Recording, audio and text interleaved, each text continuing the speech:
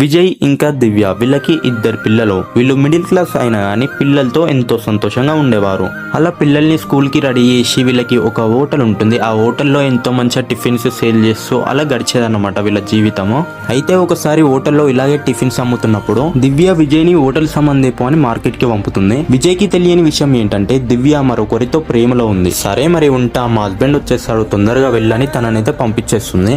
అంతలో మార్కెట్ నుంచి హస్బెండ్ వచ్చేస్తాడు. ఇక హోటల్ క్లోజ్ చేసుకొని మళ్ళీ అలాగే నైట్ డిన్నర్ చేసి పండుకుంటారు. మార్నింగ్ అవ్వగానే హస్బెండ్ తో నాకు చాలా తలనొప్పి లేస్తుంది, నువ్వు హోటల్కి ఒక్కను వెళ్ళని అయితే పంపిస్తుంది.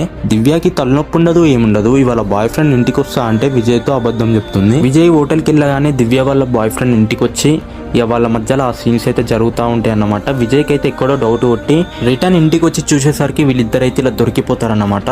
ఇది తట్టుకోలేకపోయినా విజయ్ అయితే తననైతే కొట్టి తిట్టి నేను ఉండని వెళ్ళిపోతున్నానైతే వెళ్ళిపోయి ఫుల్గా తాగేస్తాడు అన్నమాట. ఫుల్గా తాగేసి అటువైపు పిల్లలు ఉన్నారు, ఏం ఆలోచించకుండా ఏమేమయ్యి యాక్సిడెంట్ అయితే చనిపోతాడు. ఇలా దివ్య చేసిన మిస్టేక్ వల్ల తన పిల్లల జీవితం, తన జీవితం, అందరి జీవితం అయితే నాశనం అయితే అయిపోయింది. సో ఇలా దివ్య లాంటి వాళ్ళు బయట చాలా మంది అయితే ఉన్నారన్నమాట. సో ఫ్యామిలీ పెళ్ళి ఇవన్నీ అయినాక కూడా ఇలా చేయడం అయితే చాలా తప్పు గైస్.